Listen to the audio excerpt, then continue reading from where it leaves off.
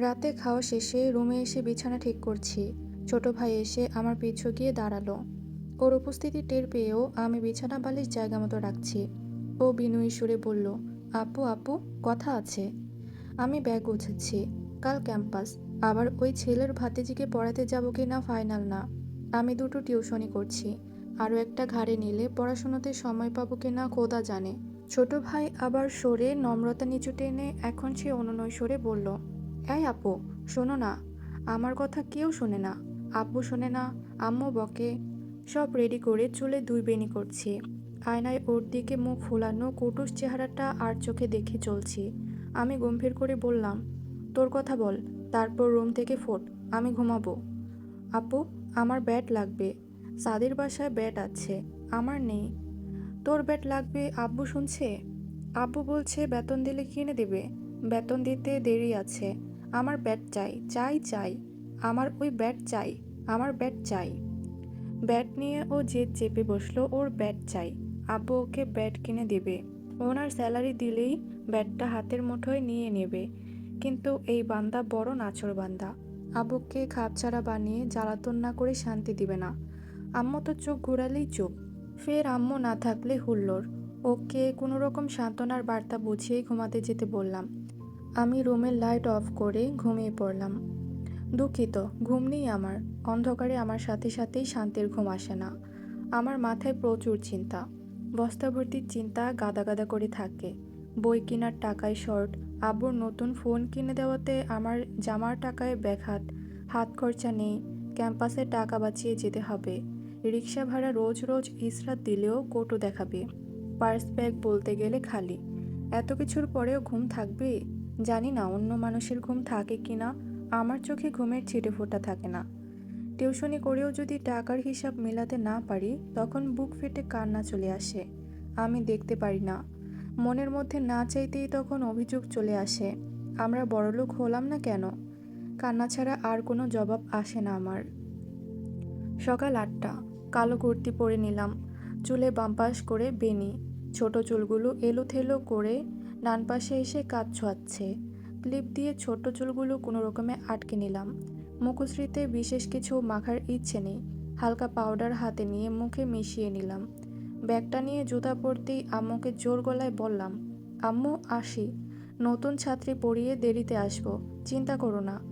ব্যাগে মরিচের থেরাপি নিয়েছি, আসি আসি। রান্নাঘর থেকে ওড়নায় হাত মুছতে মুছতে আম্মু কিছু বললেন, তার আগেই বাইরে ছুট। দেরি হলে ঢাকাগামী বাস ধরতে পারবো না।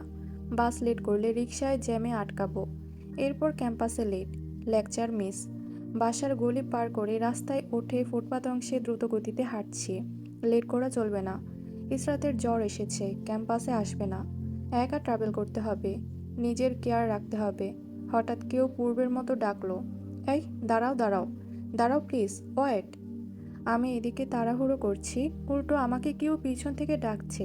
আমি থামলাম, দেখি তন্ময়। এই ফালতু কেন বারবার পেছন থেকে ডাকে? ফালতু। বিরক্তি নিয়ে ওর কাছে গিয়ে বললাম, কালকে না মানা করছিলাম আমাকে পেছন থেকে ডাকবি না? তোর কানে কথা যায় না? তুমি আমায় ভুলছো মম? শোনো প্লিজ, দরকার আছে। চুপ। রাস্তায় কি কথা? হ্যাঁ, রাস্তায় কথা কিসের? তোকে বারণ করার পরও তুই ডাকাডাকি ছাড়লি না। বারবার তুই একই কাজ করিস। তুমি আমার জুনিয়র মামা। Why are you calling me তুই? দেখ ভাই, আমার বাস চলে গেলে আমি ক্যাম্পাসে লেট করব, ডাকিস না। তোরে ভাই বলতেছি, রাস্তায় ডাকিস না। আমি মোড় ঘুরে আসতে নিলে তন্ময় আমার সামনে এসে দাঁড়ায়। হাতের ঘড়িটা একটু নাড়াচাড়া করে ভাব বোঝালো যেন ভয় পাই।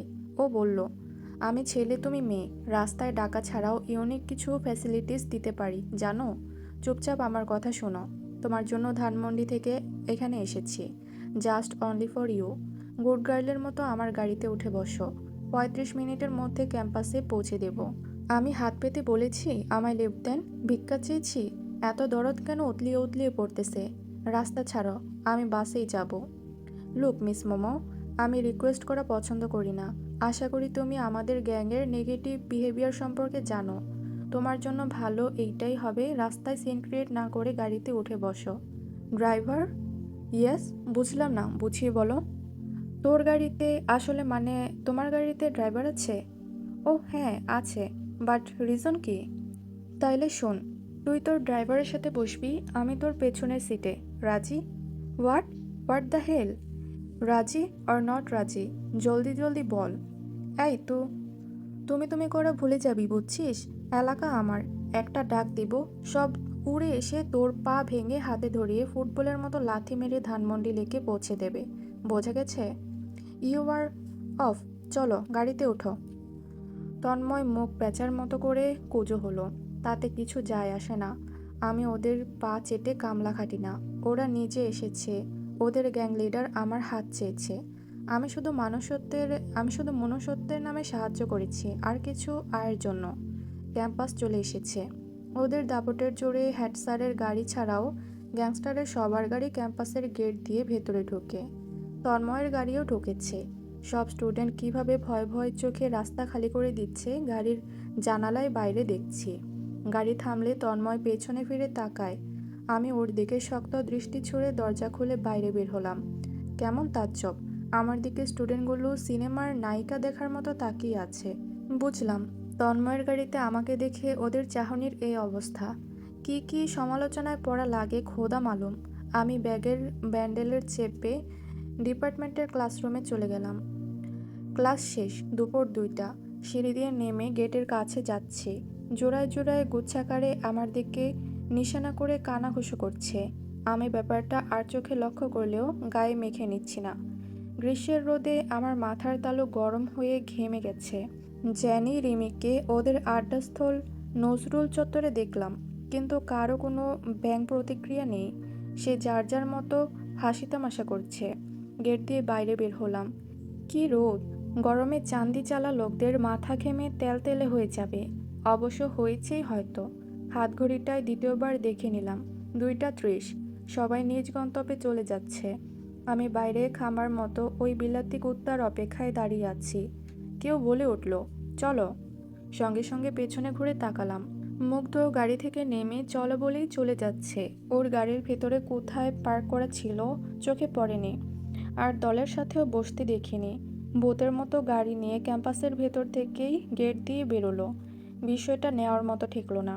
ড্রাইভার দরজা খুলে দিয়ে আমার বসার জন্য অপেক্ষা করছে। আমি কাঁধ থেকে ব্যাগ নামিয়ে গাড়িতে উঠলাম। মুগ্ধ ড্রাইভারের সিটে বসে গাড়ি স্টার্ট দিলেন। ড্রাইভার গাড়িতে উঠল। আমি কৌতূহল হয়ে জিজ্ঞাসা করে বসলাম, ড্রাইভারকে সাথে নেওয়া হচ্ছে না? সে গাড়ি স্টার্ট দিয়ে গাড়ির হুইল চেপে চালানো শুরু করে দিল। নো। কেন? উনি কিভাবে আসবেন? আজব তো, ড্রাইভারকে একা ফেলে যাচ্ছেন। ড্রাইভার কি তোমার? সে কি নাদান বাচ্চা? আমার ফ্যাক্টস আমি বুঝবো। Stay out of here. তুমি নিজেও মানুষ, উনিও একটা মানুষ। ড্রাইভার তো তোমার, তো রেসপন্সিবিলিটি কি তোমার না? Just shut up. তোমার কথা শোনার জন্য আমি বসে বসে টাকা পাচ্ছি না। সো ভালো খারাপের নজেল তুমি না দিলে বেটার হবে। তুই আমার চুল কাটছিস, তোর আবার নজেল আছে নাকি? নজেল বানান শিখছোস, তাও কত লাল থাবড়া খাইয়া। তরে পেটা কেউ নাজেল দিব? কুত্তা কি কামড়ায়? তুমি টিউটর হও কি করে? জাস্ট সে ইট। নো সিরিয়াসলি, টিউটর এমন হয়? স্ল্যাং ল্যাঙ্গুয়েজ এত ক্রিটিক্যাল? তোর ধারণা না থাকলে গাড়ি থেকে নাম, আর বাপের টাকায় পকেট না দেখিয়ে নিজে রোজগার কর। আমি কেন টিউটর হয়েছি পাই পাই বুঝবি। আর আমার মুখের ভাষা, শোন একটা কথা বলি, আমি ক্ষেত্রবিশেষে কথা বলি।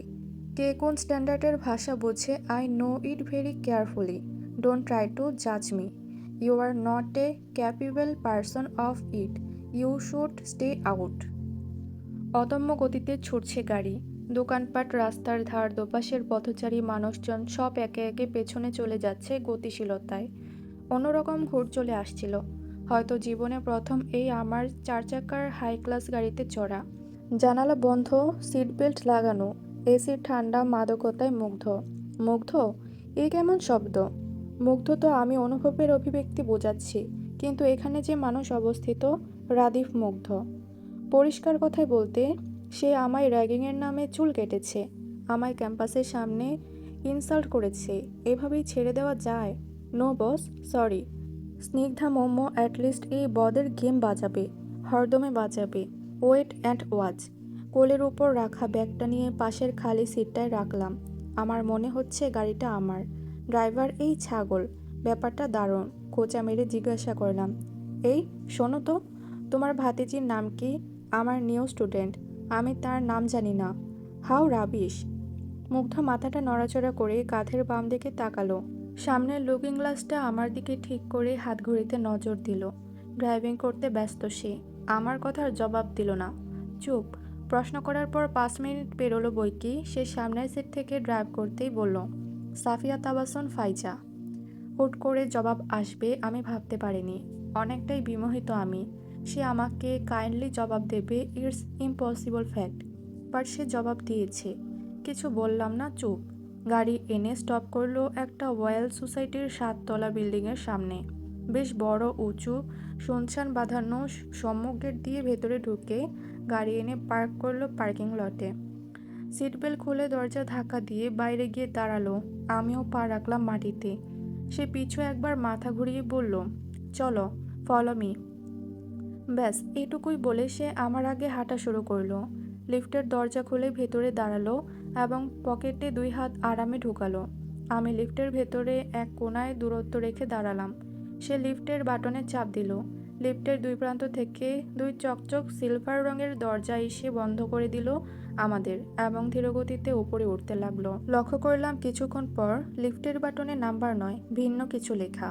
সচরাচর যা দেখি লিফটের বাটনে 1 2 3 বা ইংলিশে 1 2 3 অথবা ফ্লোর নং লেখা থাকে, কিন্তু এই জায়গায় ব্যতিক্রম দেখছি।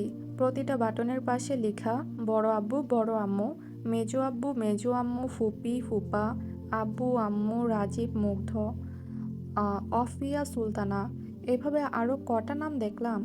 বিল্ডিং পুরোটাই সম্ভবত এই ফালতুর ফ্যামিলির। দরজা খুলে গেল লিফটের। সে পকেট থেকে 1 হাত বের করে লিফটে নিচে পাঠানোর ডাউন অপশনে চেপে দিল। পিঠে ব্যাগ ঝুলিয়ে আমি সামনে এগিয়ে যাচ্ছি। তার পরিবেশ কেমন নিরিবিলি ঠান্ডা। মানুষ থাকে বলে মনে হয় না। দৈর্ঘ্য প্রস্থ নিয়ে বিশালাকারে একটা ড্রয়িং রুম। কাচের বড় গোল টেবিল রুমের ঠিক কেন্দ্রে সাজানো। দেয়ালে হাস্যোজ্জ্বল এক দম্পতির বড় ফ্রেমে ছবি টাঙানো। মাঝে একটা বাচ্চা মেয়ে কোলে বসে আছে। ছবিটা দেখতেই চিনতে আর বাকি রইল না, টিউটর হিসেবে রাজীব স্যারের মেয়ের জন্য এসেছি। মুগ্ধের বড় ভাই। জানালায় এখনো পর্দা দেওয়া। মুগ্ধ পর্দাগুলো 2 হাত দিয়ে 2 পাশে ঠেলে দিল। মুহূর্তেই ড্রয়িং রুম আলোকিত হয়ে দুপুরের সূর্যের আলো প্রবেশ করলো। এরপর আমাকে পাশ কাটিয়ে চলে গেল দরজা দেওয়া একটি রুমের দিকে। রুমটার দরজায় নব ঘোরানোর পূর্বে আমার দিকে তাকিয়ে বলল, ওকে একটা বকা দিলে তোমার টিউশনি এখনই নট, বি অ্যাওয়ার। ধমক দিল নাকি শাসিয়ে বলল বোঝা মুশকিল, কারণ তার মুখের ভাব সম্প্রসারণ সবসময় বিগড়ে থাকে। ধমক বা শাসানো আলাদা পর্যায়ে বোঝা যায় না। নব ঘোরালো এবং ভেতরে ঢুকে সাবধানে 1 হাত দিয়ে আমার পিছু আসতে বলল। আমি গেলাম। খুব সুন্দর করে রুমটা সাজানো। দেয়ালের একপাশে নানা রঙের তুলি ডুবিয়ে আর্টিস্টের আঁকিবুকি, গাছগাছালি, লতাপাতা, প্রজাপতি সহ আরও অনেক কার্টুনের অ্যানিমেশন ছবি দেওয়ালে আঁকা। এটা যে মেয়েদের রুম দেখলেই এক ছোটকায় বলে দিবে সবাই। মুগ্ধ চুপি চুপি বড় বিশাল লম্বাটে জানালার ওদিকটায় গেল। আন্দাজ করতে পারলাম ওর ভাতিজি সাফিয়া তাবাসসুম ফাইজা জানালার ওখানে গ্রিল ধরে চুপচাপ দাঁড়িয়ে আছে। মেয়েটার ভারী লম্বা চুল বাতাসে বিবর্ণ ফ্যাকাশে মতো উড়ছে। পরনে আকাশি রঙের ফ্রক। মুগ্ধ ভাতিজিকে চমকে দিয়ে কোলে তুলে চক্রাকারে গোল গোল ঘুরতে লাগলো। হাসির শোরগোলে সদ্য ফোটা মিষ্টি ফুলের সুবাসের মতো পুরো রুম দিক বিদিক মিলিয়ে উঠল। হাসির কলরবে মেতে উঠল দুজনের, এক ফাইজার 2 মুগ্ধের। দুজনের খিলখিল হাসির আওয়াজে এখন মনে হলো এ বাড়িতে আসলেই মানুষজন থাকে। ফাইজা কোল থেকে হাসতে হাসতে নেমে বিছানায় বসলো। চাচ্চু, তুমি প্রমিস করেছিলে আজ আমাকে সারপ্রাইজ দিবে, কোথায় দেও না? মুগ্ধ হেসে দিয়ে বলল, ওটা সারপ্রাইজ হবে ফাইজা সোনা, তোমার সারপ্রাইজ ওখানে, ওই যে দেখো। আঙুল দিয়ে নিশানা করলো আমার দিকে। ফাইজা আমার দিকে ভালোভাবে খেয়াল করলো। দু ঠোঁট চিরে হেসে দিল ফাইজা। আমার দিকে দৌড়ে লাফিয়ে জাপটে ধরলো। বাচ্চাটা আমার পেয়ে এমন ভাব করলো বহুদিন ধরে চিনে সে। ফাইজা আমার কোলে 2 হাত আবদ্ধ করে ঘাড় উঁচু করে তুলল আর বলল, তুমি কি ফাইজার সারপ্রাইজ, চাচ্চুর স্পেশাল? আমি ভ্যাবাচ্যাকা হয়ে আছি। জবাব কি দিব, কি বলে আশ্বস্ত করব? মুগ্ধের দিকে তাকিয়ে আছি। মুগ্ধ কিছু বলছে না। এদিকে ফাইজাও মুখ পানে জবাবের আশায় চেয়ে আছে। কিছু একটা বলে পরিস্থিতি স্বাভাবিক করতেই হবে, তা না হলে বিপর্যয়। ঠোঁটে হাসি টেনে বললাম, ফাইজা, আমি তোমার সারপ্রাইজ কিনা পরে জানা যাক। চলো আগে পরিচিত হই, তারপর না হয় সারপ্রাইজের কথা বলবো। ঠিক আছে। মুগ্ধ একটা শ্বাস ছাড়লো চোখ বন্ধ করে। ভাতিজি ফাইজা খুব চটপটে, পেটে তার কথা থাকে না বললেই চলে। ভুলবশত মুখ ফসকে সারপ্রাইজের নামে আসল কথাটা বলে ফেললে এতক্ষণে মুগ্ধের মাথায় ঘন্টা বাজিয়ে জাঙ্গি গোষ্ঠীর আচরণ করে দেখাতো। মুগ্ধ ফাইজাকে টেনে নিয়ে কথার ছলে চেয়ার টেবিলে বসালো। ফাইজা, তোমার চকলেট কিন্তু পাবে না সোনা। তুমি চাচুর কথা শোনোনি। Very bad. কি বলেছিলাম মনে আছে? ফাইজার সব মনে আছে চাচু। ফাইজা ভুলে না, ভুলে না। চাচু, আমার চকলেট দাও, দাও, কটকিট দাও। মুগ্ধ তার লেফট সাইড পকেট থেকে 3টা চকলেটের প্যাকেট বের করে টেবিলে রাখলো। ফাইজার কপালে চুমু দিয়ে বলল, ও তোমার নিউ টিচার ফাইজা। মিসকে জ্বালাবে না। প্রপারলি স্টাডি অ্যান্ড হোমওয়ার্ক করবে। যা বুঝবে না সব বুঝে নেবে, কেমন? ফাইজা হেসে দুলে খিলখিল হাসিতে বলল, আচ্ছা চাচু। ফাইজা কথা শুনবে। হাসি মুখে মুগ্ধ আমার দিকে গম্ভীর করে তাকালো। দেখে কেউ বলবে না এই মুগ্ধ নামের ছেলেটা হাসতেও জানে, আবার খুশি করে কথা বলতেও পারে। আমাকে দেখলে এবং বাইরের দুনিয়ায় গেলে সে হাসি উড়িয়ে গম্ভীর্য মূর্ত ধারণ করে। চোখের কোটরে চক্ষু বলয় নাড়িয়ে বোঝালো ফাইজাকে দেখে রাখতে। সে রুমের বাইরে ফোনটা কানে লাগিয়ে হন্তদন্ত হয়ে চলে গেল। ফাইজার পাশে একটা চেয়ার টেনে বসে পড়লাম। ও আমার দিকে টুকটুক করে তাকিয়ে আছে। কি অদ্ভুত সুন্দর চোখ ওর, মায়াবী সুন্দর বড় বড় চোখ জোড়া। ছোট ছোট দাঁতের পাটির উপর সারিতে সামনের দুটো খরগোশ দাঁত নেই। খরগোশের ঠিক সামনের দুটো লম্বা দাঁত থাকে। ওই দাঁত দুটো ফাইজার গায়েব, তবুও মিষ্টি কোমল তার হাসি। আল্লাহ পাক নিষ্পাপ বাচ্চাদের উপর কত সুন্দর মায়া ভরিয়ে দিয়েছেন। ফাইজাকে দেখলে মনটা মানে না, আরও দেখতে ইচ্ছে করে। ওর হাসি দেওয়া ফুলে ওঠা গাল দুটো একটু টেনে দিলাম আর বললাম, ফাইজা, আমি ফাইজা আপনার নাম জানে মিস? ফাইজার চাচু ফাইজাকে সব বলেছে। যখন ফাইজার জন্য নতুন মিস আসতো তখন চাচু ফাইজাকে আগেই নাম বলে দিত, আপনার নাম মযোগ সমান সমান তুমি তো ব্রিলিয়ান্ট মেয়ে দেখছি। আমার নামের যোগ বিয়োগ ভালোই করেছ। জানো ফাইজা, একটা সিক্রেট বলি, তোমার মিসের নামটা সবাই ভুল উচ্চারণ করে। কেউ বলে কেউ বলে মোমো, কেউ আবার মম। এখন বলো কেমন লাগে নাম বিকৃত করলে? আপনি ওদের টিসুম টিসুম করে মেরে দিবেন মিস। পচা তারা আপনার নামটা বলতে পারে না। চাচু বলেছে আপনি খুব টিসুম করে মারতে পারেন। চাচুকেও মেরেছেন। আমি নিজের সম্বন্ধে এই কথাটা এটুকু বাচ্চার মুখে থেকে শুনে অবাক হলাম। আমি মারপিট করতে পারি কথাটা ভাতিজির কাছে শেয়ার কেন করলো? অকপট মনে কিছু গুল খাচ্ছে তার, নাকি শুদ্ধ ভাষায় সামথিং সামথিং কাজ করছে। ধ্যাত, বেশি বাড়তি চিন্তা করছি। সে এসবের কও ভাবে না, আর খ ভাবা তো দূরে থাক। ফাইজাকে সিলেবাসের প্রথম থেকে পড়ানো শুরু করলাম। পড়ার মাঝে কথার দোটানায় ফাইজা অনেক কিছুই বলল, যা আমার শোনার প্রতি আর জানার প্রতি বিন্দুমাত্র ইচ্ছা করছিল না। তাও প্রথম দিনের উছিলায় কিছু বললাম না। পরে বলে দিব। ওর শ্রদ্ধেয় চাচ্চনমক মুগ্ধ মহাপাপীর বিষয়ে কিছু জানতে আমি মোটেও আগ্রহী নই। পড়ানোর 1 ঘন্টা পেরোলো। মুগ্ধ রুমে ঢুকে বিছানায় বসলো। ফাইজা গুণের নামটা লিখছে। সেদিকে এক মনে তাকিয়ে আছে। ফাইজার লেখার মধ্যে ভুলক্রটি ঠিক করে দিচ্ছে সে। মুগ্ধ একটা ম্যাগাজিন নিয়ে বিছানায় পা তুলে বসছে। ম্যাগাজিনটা কেবল লোক দেখানো ব্যস্ত, তার আসল উদ্দেশ্য অন্য কিছু। ম্যাগাজিনের পাশে বসা মেয়েটিকে প্রথম প্রথম অস্বস্তিকর না লাগলেও এখন ষষ্ঠ ইন্দ্রিয় বলছে ছেলেটা বিছানায় বসে তার দিকে তাকিয়ে আছে। ফাইজা খাতার দিকে তাকালো। হুট করেই চোখ ধরার ভঙ্গিতে মাথা ঘোরালো পেছনে। দেখলো মুগ্ধ ম্যাগাজিনে তাকিয়ে আছে। সে কিছু একটা গড় করে পড়ছে। মুগ্ধ মমর দিকে তাকাবে? তার দিকে তাকানো তো দূরে থাকুক, চিন্তাই সে করতে পারে না। মুগ্ধের দিকে পাট ও মাথা তীক্ষ্ণ চোখে বুলালো। মমর অপ্রকট চাহনি মুগ্ধের ভেতরে তোলপাড় শুরু করে দিয়েছে। অস্থিরতায় মাথা ঘাবড়ে দিচ্ছে। ইস, কোনোভাবে যেন লুকিয়ে তাকিয়ে দেখাটা ধরা না পড়ে। কোনোভাবেই না। মুগ্ধ উল্টো পাল্টি দেওয়ার জন্য নিজেকে কুলকাম করে বলল, ফাইজার টিউটর মিস মোমো। আমার দিকে চোখ কিসের? কনসেন্ট্রেট আমার দিকে কেন? It's harassing me. চোরের মায়ের বড় গোলা। উক্তিটা খুব করে ফলিয়ে ছাড়ল মুগ্ধ। চুরি করে নিজেই শেয়ানা সেজে কথা শোনালো। এতে ফলাফল বেশ জমে গেল বটে। মোমো কিছুটা অপ্রস্তুত হয়ে উঠল।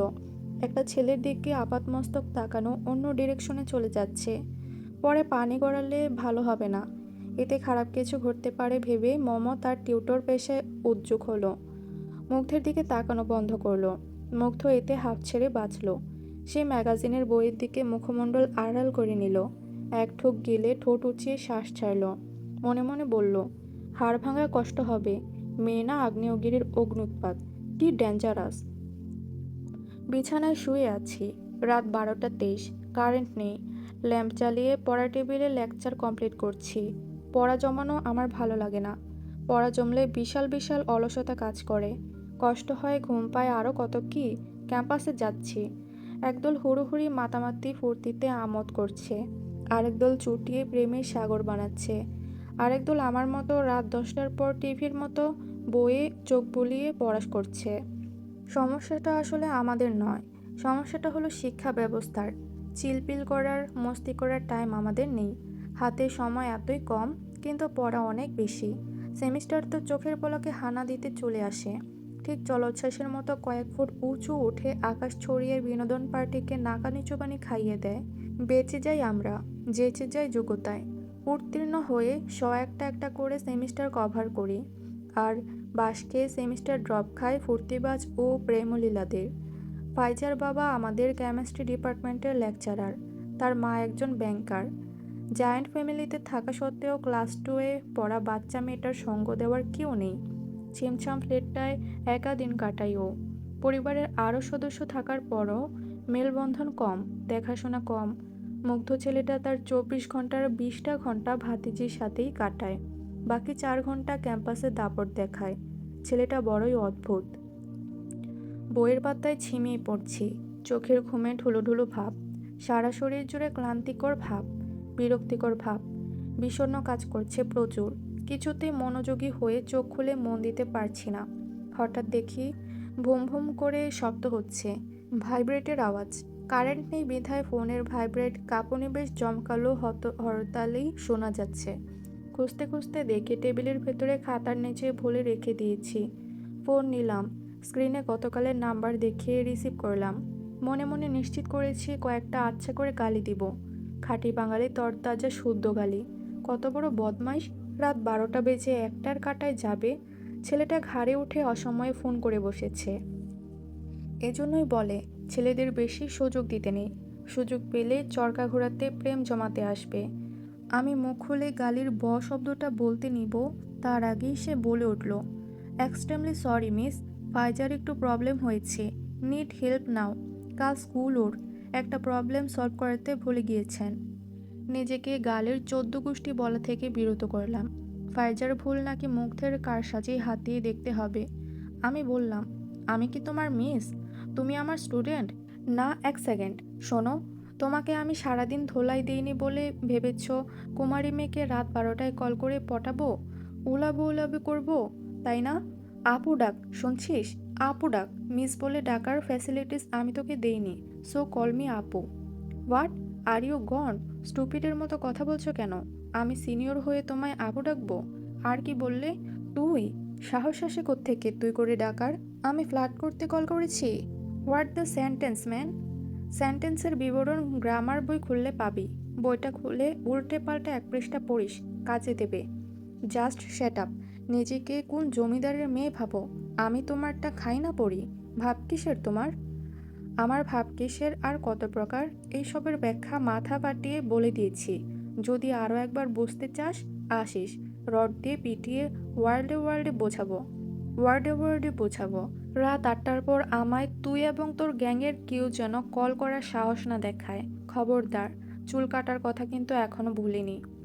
মুখের উপর চড় মারার মতো ফোনটা কেটে দিল মোমো। মুগ্ধ থেতলে ভ্যাবলা হয়ে আছে। কি হলো কি? সব মাথার উপর দিয়ে গেল। ভেবেছিল ভাতিজির বাহানায় কথার সুরায়াত করবে, তা তো হলোই না। উল্টো একচোট তুই তোকারি ভাষায় ধমকানি খেলো। ছি ছি, লজ্জায় মাথা কাটা। মুগ্ধ ফোনটা বুকের উপর রেখে ঠোঁট উল্টে বালিশে মাথা রাখলো। হাকি স্টিকের তাণ্ডবে মাথায় আঘাত পাওয়া জায়গায় হাত দিয়ে বলল, মাথা আমার মেবি গেছে ইয়ার। গালে হাত দিয়ে ক্যান্টিনের টেবিলে বসে আছে মুগ্ধ। তার চারপাশে ঘিরে দলবল বসে আছে জনে জনে। পুরো ক্যান্টিন তার এক আদেশে খালি, কেবল বেয়ারা ছেলে এবং সেফ বাকি। তাছাড়া একটা বাড়তি প্রাণের সন্ধান মিলবে না। চেয়ার পেতে দূরত্ব রেখে এক স্থানে বসেছে সবাই। নাসিব পকেট থেকে বেনসনের প্যাকেট নিয়ে লাইটার বের করলো। সিগারেটের ধোঁয়া নাকে না শুকলে স্বাদ আসবে না। রামিম বাচালের মতো এই স্টুডেন্ট ও স্টুডেন্ট নিয়ে কথার জড়ি বসিয়েছে। কেউ এক বিন্দু নজরও দিচ্ছে না। রিমি ফোনের মেসেঞ্জারে ধুমিয়ে চ্যাটিং করছে। নতুন বফ আরাফের সাথে প্রেম জমাতে ব্যস্ত। বফ নাম্বার 3। জ্যানি মুগ্ধের অবিকল নকল করে গালে হাত দিয়ে তার পানে তাকিয়ে আছে। আহাত মোবাইল গেমসে বিজি। হাইয়েস্ট স্কোর পাওয়া নিয়ে হুটহাট হৈ হৈ করেও ওঠে। অবশিষ্ট তন্ময়। সে কিছু একটা নিয়ে ফোনের স্ক্রিনে বৃদ্ধাঙ্গুলি চালাতে ব্যস্ত। মুগ্ধের থমথমা হয়ে বসে থাকাটা সবাই চুপচাপ দৃষ্টি এড়িয়ে দেখছে। তার একটা কারণ আছে অবশ্য। মুগ্ধ যখন গালে হাত দিয়ে চুপ হয়ে যায়, তখন ঝড় আসার পূর্ব সংকেত বোঝায়। এখনও তাই বোঝাচ্ছে। সবাই নর্মালি থাকার নানা চেষ্টা করছে, কিন্তু একটা কথা ভালোভাবে জানে, মুগ্ধের চুপটি কোনো আগত খারাপ কিছুর সাইন। অবশ্যই সামনে কোনো গন্ডগোল হবে। রিমি জ্যানির পায়ে হালকা লাথি মেরে দৃষ্টিভ্রম ভাঙালো। জ্যানি মুগ্ধের দিকে না তাকিয়ে বিরক্তি নিয়ে রিমির দিকে কপাল কুঁচকে তাকালো। মাথাটা উপরে উঁচিয়ে বোঝালো, কি হয়েছে? রিমি চোখ ঘুরিয়ে মুগ্ধের দিকে চোখ করলো এবং হাতের ইশারায় বোঝালো, মুগ্ধের কি হয়েছে? জ্যানি ঠোঁট উল্টে বোঝালো, জানি না। রিমি বোঝালো, কেউ কি ওকে কিছু বলেছে? জ্যানি চোখ বড় করে হাঁ করলো। বলে কি? মুগ্ধকে কেউ কিছু শোনাবে? অসম্ভব। তৎক্ষণাৎ জ্যানি ভ্রুকুচকে বোঝালো, না, কারোর সাহস নেই। মুগ্ধের নজরে রিমি জ্যানির চোখের ইশারায় কথা বলা বলির জিনিসটা লোকালো না, ধরে ফেলল চট করে। কাল থেকে হাত সরিয়ে হঠাৎ দুজনকে চমকে দিয়ে বলে উঠল, গাইস, ক্যান ইউ স্টপ? কি হয়েছে কি এসব? আমি কি ল্যাম্প, স্টুপিড, ফুলিশ আর blind? Rimi, seriously? Dude, I am facing some problem. Please take calm and stop. Rimi ও জেনি থতমত হয়ে চুপ হয়ে রইল। এখন যদি মুগ্ধের প্রবলেম ফেস হওয়ার কারণটা মুখ ফুটে জিজ্ঞাসা করে, তাহলে কোনো টাইফুন এসে আঘাত হানবে কেবল ওরাই জানে। নাসিব নাক দিয়ে ধোঁয়া ছেড়ে তন্ময়কে বলল, মামা, তুমি কোন মেয়ের সাথে জানি লাইন মারতে নিচ্ছিলা? কাজ হয়েছে নাকি গাড়ি থেমে গেছে? তন্ময় নাসিবের মুখে কথাটা শুনতেই কাঁচুমাচু করতে লাগলো। বড্ড অস্বস্তি ফিল হচ্ছে নাসিবের। কেন যে বেটাটা মুগ্ধের সামনে ফট করে বলল, ও যদি মামলার ইতিহাস জানতে চায় তাহলে তো গো ধরে বসে থাকবে। কে সামলাবে ওকে? কে বোঝাবে? মেয়েটা নিয়ে দুপক্ষ অজান্তেই টানাটানি করছে। একজন প্রবলেমের নামে গা ঢাকা দিয়ে আছে, অপরজন মুখে কস্টেপ মেরে কথা হজম করে রেখেছে। কেউ সত্যটা মুখ দিয়ে ফাঁস করে বলতে ইচ্ছুক না। কি কেলেঙ্কারি হয় কে জানে। মুগ্ধ কিছু একটা ভাবলো। কি ভাবলো কেউ জানলো না। টেবিল থেকে ধূপ করে নেমে হাতের ওয়াচটা ঘুরিয়ে নিল। গায়ের নীল টি শার্টটা ঠিকঠাক টেনে সবাইকে উদ্দেশ্য করে শক্ত গলায় বলল, কেউ আমার সাথে আসতে চাইলে আসো, নয়তো বসে থাকো। একাডেমিক ভবন 4-এর 4th ফ্লোরে গেলাম। রিমি অবাক হয়ে গেল। ওই ভবনে জুনিয়র সেমিস্টারের ক্লাস চলছে। মুগ্ধের ওখানে কি কাজ? কোন কাজে সে ওখানে যেতে ইচ্ছুক? কারণ কি? রিমি হাত পাছ না ভেবে কিছু বলবে তার আগেই জ্যানি ছট করে বলে ছাড়ল, কারোর উপর হাত টান করবে মুগ্ধ? ওই বিল্ডিংয়ে ক্লাস চলছে, ফার্স্ট ইয়ারের, তুমি ওখানে কি করবে? জেনি কথাটা বলে বড় ভুল করে ফেলল। মুগ্ধ ওর কথার উপর বাড়তি কথার ঝুলিটা নিতে পারল না। জ্যানি আজ মেয়ে না হয়ে ছেলে হলে রামিমের মতো গালে চাটিয়ে চড় লাগাতো, কিন্তু মেয়ে বলে কিছু করলো না। চোখ রাঙিয়ে শক্ত কোটরে কিছুক্ষণ দাঁড়িয়ে পা চালালো। নাসিব, তন্ময়, রামিম চেয়ার ছেড়ে মুগ্ধের পিছনে গেল। বসে রইল জ্যানি ও রিমি এবং আহাত। তিনজন তিনজনের দিকে বোকার মতো তাকালো। মুগ্ধ দাঁতে দাঁত করতে করতে সিঁড়ি দিয়ে উপরে উঠছে। যারা ক্লাস না করে সিঁড়িতে, বারান্দায় ও ক্লাসের আশেপাশে ঘুরঘুর করছিল, তারা ভয়ে এক ধাপ করে পিছিয়ে গেল। রাস্তা করে দিতে লাগলো মুগ্ধ, নাসিব, তন্ময় ও রামিমকে। 4th ফ্লোরে পৌঁছে মুগ্ধ তার হাঁটার গতি হ্রাস করে নিল। এতক্ষণ হেঁটে দৌড়ে লাফিয়ে আসছিল, হঠাৎই পায়ের হেঁটে যাওয়ার গতি কমিয়ে দিল। তন্ময় জিজ্ঞাসা করলো, বন্ধু, এনি প্রবলেম? ক্লাসরুম থেকে কাউকে তুলে আনবো? হাঁটা থামালি। ইয়ার, আই নিড হেল্প। কিছু একটা করে ওই 404 নং রুমের গোলাপি ড্রেস পরা মেয়েটাকে আড্ডাখানায় নিয়ে আয়। 404 নং? মুগ্ধ, কেমিস্ট্রি ডিপার্টমেন্টের সেকশন ডি ওটা। রাজীব ভাইয়া ক্লাস নিচ্ছে, বড় ভাই বকবে। নাসিফ নিকোটিনের গন্ধযুক্ত মুখে বলে উঠল, এই আমি যাই, ডিটেলস ফুললি বল, আমি ওই মেয়েকে চুল ধরে আনি। মুগ্ধ কঠিন করে নাসিফের দিকে তাকালো। ইচ্ছে করল কানের নিচে দুটো থাপ্পড় লাগাতে, কিন্তু জোরে শ্বাস ছেড়ে রাগ নির্গমন করলো। নাসিফ তো জানে না মেয়েটার কদর কত। মেয়েটা আমার জন্য কি হয়ে দাঁড়িয়েছে নাসিফকে খুলে বলা যাবে না। সময় হোক সব বলবো। বলার পরও যদি এভাবে চুল টেনে আনার কথা বলে, তখন নাসিফকে মারপিট করতেও ভয় পাবো না। মুগ্ধ স্বাভাবিক করে বলল, all time aggressive, not cool dude. আমরা ক্যাম্পাসে কি করতে জানি, everybody knows it very strictly. মেয়েটাকে ভালোভাবে আমার কাছে, আই মিন আমাদের আড্ডাখানায় নিয়ে আয়। কেন আনতে বলল, কি দরকার মেয়েটাকে, আর মেয়েটা কে, নাম কি, কিছু না জিজ্ঞেস করে নাসিফ হুকুম মতো গোলাপি ড্রেস পরোয়া মেয়েটাকে আনতে গেল। তন্ময় মুগ্ধকে জিজ্ঞাসা করল, দোস্ত, তুই কিন্তু এখনো বললি না কে ওই মেয়ে, কাজ কি ওর সাথে? রামিম তন্ময়ের কাঁধে চাপড় মেরে তাচ্ছিল্য করে বলল, হুর বেটা, বুঝছিস না, র্যাগিং দিতে গোলাপি মেয়েকে ডাকছি। টিপে টুপে দেখতে হবে না মাল আসলে কেমন। রামিম অশ্লীলভাবে কথাটা বুঝিয়েছে। মাথাটা ধরে এসেছে মুগ্ধের। অনেক হয়েছে। নাসিফকে চটা না দিলেও রামিমকে না দিলেই নয়। মুগ্ধ রামিমের কাছে বাঁকা হাসিতে এগুলো। তন্ময় রামিমের অশ্রাব্য অশ্লীল কথায় মজা পেয়ে হু হু করে হাসছে। রামিম ভেবেছে মুগ্ধ তাকে বাহবা দিতেই কাছে আসছে, আর মিটিমিটি হাসছে। মুগ্ধ রামিমের কাঁধে একটা হাত রাখলো। রামিম খুশিতে এটিটিউড নিয়ে নাক ফুলালো। তার গম্ভীর স্বরে বলল, মেয়েটা আসুক, ওড়না ছাড়া পুরো ক্যাম্পাসে চক্কর দিতে বলবো, যা সেক্সি লাগবে। শেষ করতে পারল না রামিম। ঠাস করে এক থাপ্পড় পড়ল তার তৈলাক্ত গালে। নিমেষে রামিমের এটিটিউড ভঙ্গি হাওয়ায় মিলিয়ে গাল হয়ে মাসুম বাচ্চার মতো মুগ্ধের দিকে তাকালো। নাদান বাচ্চা মুখ দিয়ে বলে ফোটাতে পারে, কথাই বলতে পারে না, এমন মুখ করে তাকিয়ে আছে রামিম। মুগ্ধ রামিমের চুলগুলো হাতড়ে বলে উঠল, আমরা র্যাক দেই ঠিক আছে, অশ্লীলতা করতে আসি না। তোর মুখের লাগাম টানিস। আমি আবার লাগাম টানতে গেলে জিহ্বা ছিঁড়ে চলে আসে নাকি বলা তো যায় না। বেশি কথা শুনতে পারি না, কান ভো ভো করতে থাকে, ডিসগাস্টিং লাগে, বুঝছিস তো রামিম? তন্ময় হতভম্ব হয়ে হাসি থামিয়ে দিল। রামিম অবলা ছেলের মতো গাল ঢলে ঢলে চোখ নিচু করল। মুগ্ধ কোমরে হাত দিয়ে ক্লাস থেকে তথাকথিত মেয়ের আসার দিকে তাকিয়ে রইল। কখন আসবে, কেমন প্রতিক্রিয়া দিবে, আজও ইনসাল্ট করবে, চর দিবে, তুইতুকারি করবে, কিন্তু কথা বলার ফুরসত কি পাবে না? কি যে জ্বালা হচ্ছে বুকে, বেচেইনি লাগছে মনে। কেন লাগছে বিব্রত বোধ, কারণ কি? হঠাৎ করে কেন তার দেখা পেতে যাচ্ছে? বেহায়া মনটা কেন এমন করছে? ব্রেনের সাথে তাল মিলাচ্ছে না কেন? নাসিফ আসলো, মাথা নিচু করে মুগ্ধের সামনে দাঁড়ালো। মুগ্ধ অস্থিরতার সাথে জিজ্ঞাসা করলো, ইয়ার ডান, ও আসবে, আসছে তো? কি বলেছে? হ্যাঁ বলেছে? নাসিফ তন্ময়ের দিকে তাকালো। মুগ্ধ তার প্রশ্নের জবাবটাও পেল। মেয়েটা তাকে কি বলতে পারে সেটার অনুমান ইতিমধ্যে মুগ্ধের মনে গাঁথা হয়ে গেছে। মুগ্ধ হাল ছাড়ল। দেখা মিলবে না, কথা শোনা হবে না। তন্ময় ফাঁসফাঁস করে জিজ্ঞাসা করলো, মামা, মেয়েটা কে? কেউ তো বল, চিনি আমরা, শুধু শুধু বসে বসে তামাশা দেখছি। মুগ্ধ ধীরে সুস্থে আনমনে হাঁটতে লাগলো। জিন্সের পকেটে 2 হাত ঢুকিয়ে বারান্দা পেরিয়ে চলে যেতে লাগলো। রামিম ঢুলো গলায় বলে উঠল, মুগ্ধ থাবড়া দিল কেন? কেউ বলবি? কি অশ্লীল কথা বলেছি যে থাপড় দিতে গেল? মগের মুল্লুক পাইছে আমারে।